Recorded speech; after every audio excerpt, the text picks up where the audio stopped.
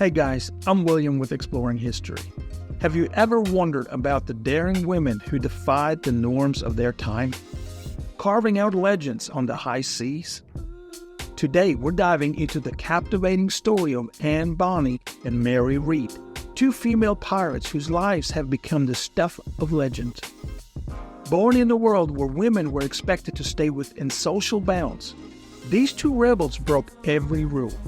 They sailed the Caribbean, challenged gender roles, and left behind a legacy that has endured for centuries.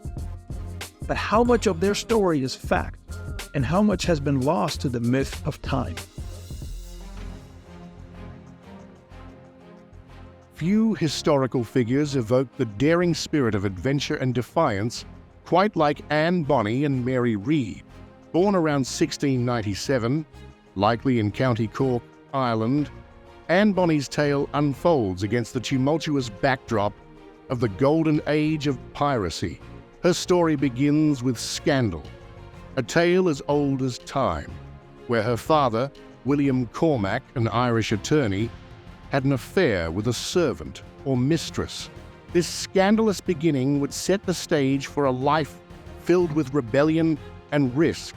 However, it's important to note that much of Anne's early life is shrouded in mystery, and the details have come from a blend of historical records and pirate lore, leaving some aspects unverified.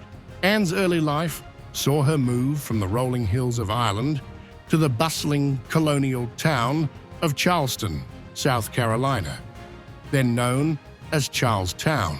Here, she was raised in a society that was as stratified as it was prosperous, a place where her rebellious nature began to take root. Charleston was a hub of commerce, but also a place where piracy was never far from the whispers on the streets. It's here that young Anne was first exposed to the world that would soon consume her. Yet, it's worth recognizing that the precise details of her upbringing remain speculative, colored by the passage of time and the romanticization of her legend.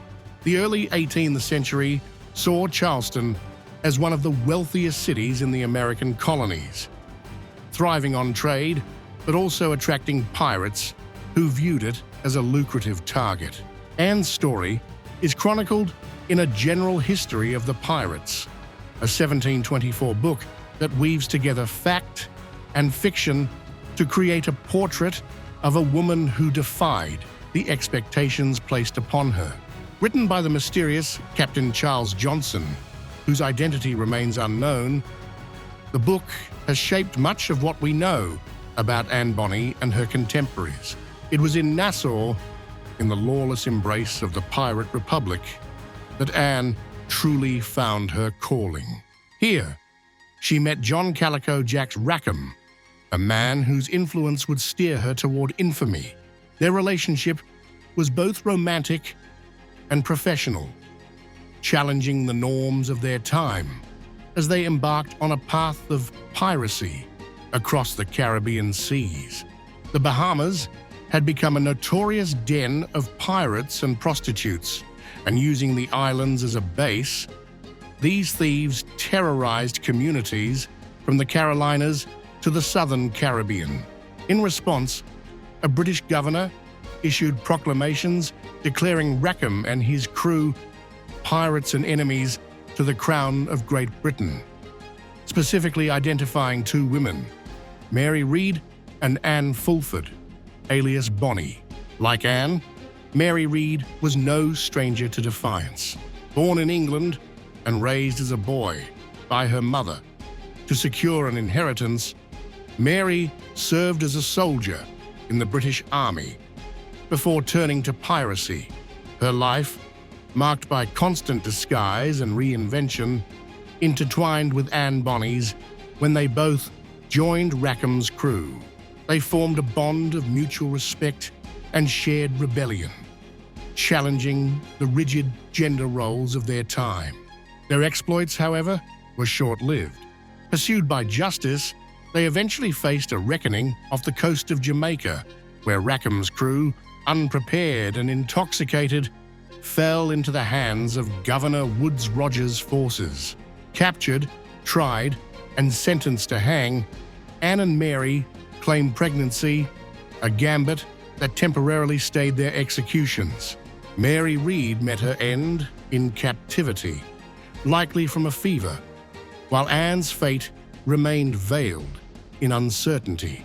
A ledger of deaths for St. Catherine's Parish in Jamaica records Mary Read, pirate, as having died on April 28, 1721.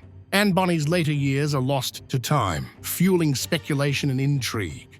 Some legends speak of a quiet life in the American colonies, possibly ransomed by her father. Others suggest a final resting place in Jamaica's shadows. Further research into a ledger of deaths for St. Catherine's Parish in Jamaica, the same place where Mary Read died, revealed another intriguing clue.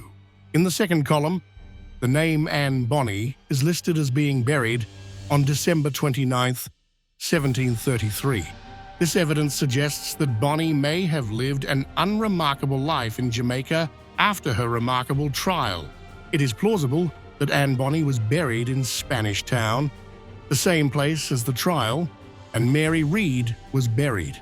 Another clue is the spelling of her first name, Anne, without the E, which matches newspaper accounts of the time. The E was added to her name in the General History of the Pirates book in 1724 and became the more common spelling moving forward. Yet one thing remains clear: Anne Bonny's legacy transcends history, standing as a testament to resilience, rebellion, and the enduring allure of the high seas. In modern times, Anne's spirit lives on, a muse for storytellers and creators, symbolizing defiance and empowerment. Her story, a blend of fact and legend, continues to captivate imaginations, embodying the indomitable spirit of one of history's most intriguing figures. Together, Anne Bonny and Mary Read defied the odds, challenged the seas, and carved their names into the storied past of piracy. A timeless lesson in courage, resilience, and the pursuit of freedom against all odds. Anne Bonny and Mary Read may have lived over 300 years ago, but their stories still resonate today. Their lives were filled with adventure, danger, and defiance, and they continue to inspire tales of courage and rebellion. As we've seen, the line between fact and fiction is often blurred in the world of pirates. But one thing is certain: these two women made their mark on history in a way few others have. If you enjoyed this journey into the past, don't forget to like, subscribe, and hit the share button, so you won't miss our next exploration into the legends of history. I'm William, and I can't wait to see you next time when we explore moments that made history.